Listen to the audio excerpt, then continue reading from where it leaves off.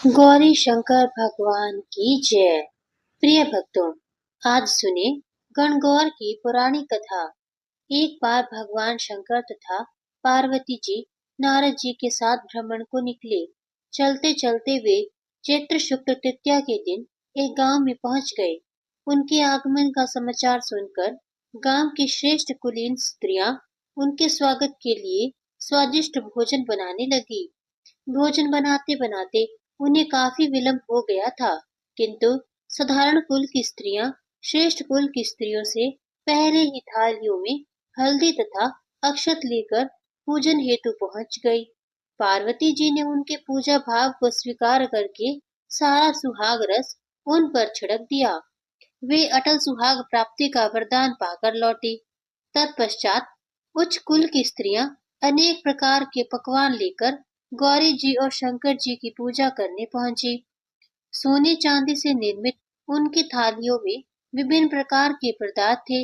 उन स्त्रियों को देखकर भगवान शंकर ने पार्वती जी से कहा, तुमने सारा सुहाग रस तो साधारण कुल की स्त्रियों को ही दे दिया, अब इन्हें क्या दोगी? पार्वती जी ने उत्तर दिया, प्राणनाथ, आप इनकी चिंता मत कीजिए। उन स्त्रियों को मैंने केवल ऊपरी पदार्थों से बना रस दिया है, इसलिए उनका रस धोती से रहेगा। परंतु मैं इन उच्च कुल की स्त्रियों को अपनी उंगली चीरकर अपने रक्त का सुहाग रस दूंगी। यह सुहाग रस जिसके भाग्य में पड़ेगा, वह तन मन से मुझ जैसी सौभाग्यवती हो जाएगी। जब स्त्रियों ने पूजन समाप्त कर दिया, तब पार्वती जी ने अपनी उंगली चीरकर उन पर छिड़क दी। जिस पर जैसा छींटा पड़ा, उसने वैसा ही सुहाग पा लिया। तत्पश्चात भगवान शिव की आज्ञा से पार्वती जी ने नदी तट पर स्नान किया और बालू की शिव मूर्ति बनाकर पूजन करने लगी। पूजन के बाद बालू के पकवान बनाकर शिव जी को भोग लगाया। प्रदक्षिणा करके नदी तट की मिट्टी से माथे पर तिलक लगाकर 2 कण बालू का भोग लगाया। इतना सब करते करते पार्वती को काफी समय लग गया था। काफी देर बाद जब वे लौट कर आईं, तो महादेव जी ने उनसे देर से आने का कारण पूछा। उत्तर में पार्वती जी ने झूठ ही कह दिया कि वहां मेरे भाई भावच आदि मायके वाले मिल गए थे, उन्हीं से बातें करने में देर हो गई थी। परंतु महादेव तो महादेव ही थे, वे सब कुछ और ही लीला रचना चाहते थे। अतः उन्होंने पूछा, पार्वती, तुमने नदी के तट पर पूजन करके किस चीज का भोग लगाया था और स्वयं कौन सा प्रसाद खाया था? स्वामी, पार्वती जी ने पुनः झूठ बोल दिया। मेरी भावज ने मुझे दूध भात खिलाया, उसे खाकर मैं सीधी यहाँ चली आ रही हूँ। यह सुनकर शिव जी भी दूध भात खाने की लालच में नदी तट की ओर चल दिए। पार्वती दुविधा में पड़ गई। तब उन्होंने मौन भाव से भगवान भोले शंकर का ही ध्यान किया और प्रार्थना की, हे भगवान, यदि मैं आपकी दासी हूँ, तो आप इस समय मेरी लाज रखिए। यह प्रार्थना करती हुई पार्वती जी भगवान शिव के पीछे पीछे चलती रही। उन्हें दूर नदी के तट पर माया का महल दिखाई दिया। उस महल के भीतर पहुंचकर वे देखती हैं कि वहां शिव जी के साले तथा सलहज आदि सपरिवार उपस्थित हैं।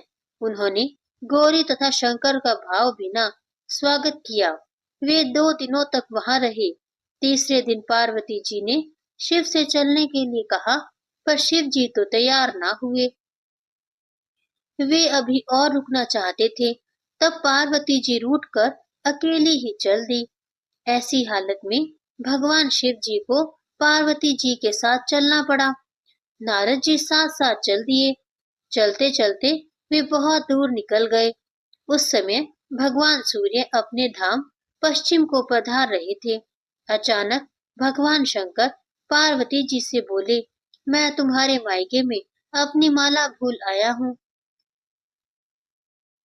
तब पार्वती जी कहती है, ठीक है, मैं ले आती हूँ, और जाने को तत्पर हो गई। परंतु भगवान ने उन्हें जाने की आज्ञा ना दी और इस कार्य के लिए ब्रह्मपुत्र नारद जी को भेज दिया। परंतु वहां पहुंचने पर नारद जी को कोई महल नजर न आया। वहां तो दूर तक जंगल ही जंगल था, जिसमें हिंसक पशु विचर रहे थे। नारद जी वहां भटकने लगे और सोचने लगे कि कहीं वे किसी गलत स्थान पर तो नहीं आ गए। मगर सहसा ही बिजली चमकी और नारद जी को शिव जी की माला एक पेड़ पर टंगी हुई दिखाई दी। नारद जी ने माला उतार ली और शिव जी के पास पहुंचकर वहां का हाल बतलाया। शिव जी ने हंसकर कहा, नारद, यह सब पार्वती की ही लीला है। इस पर पार्वती बोली, मैं किस अयोग्य हूँ? तब नारद जी ने सिर झुकाकर कहा, माता, आप पतिव्रताओं में श्रेष्ठ हैं। आप सौभाग्यवती समाज में आदि शक्ति हैं। यह सब आपके पतिव्रत का ही प्रभाव है। संसार की स्त्रियां आपके नाम स्मरण मात्र से ही अटल सौभाग्य प्राप्त कर सकती हैं और समस्त सिद्धियों को बना तथा मिटा सकती हैं। तब आपके लिए यह कर्म कौन सी बड़ी बात है? महामय, गोपनीय पूजन अधिक शक्तिशाली तथा सार्थक होता है। आपकी भावना तथा चमत्कार पूर्ण शक्ति को देखकर मुझे बहुत प्रसन्नता हुई है। मैं आशीर्वाद रूप में कहता हूँ कि जो स्त्रियां इसी तरह गुप्त रूप से पति का पूजन करके मंगल कामना करेगी, उन्हें महादेव जी की कृपा से दीर्घायु वाले पति का संसर्ग मिलेगा। प्रेम से बोलिए गौरी शंकर भगवान की जय।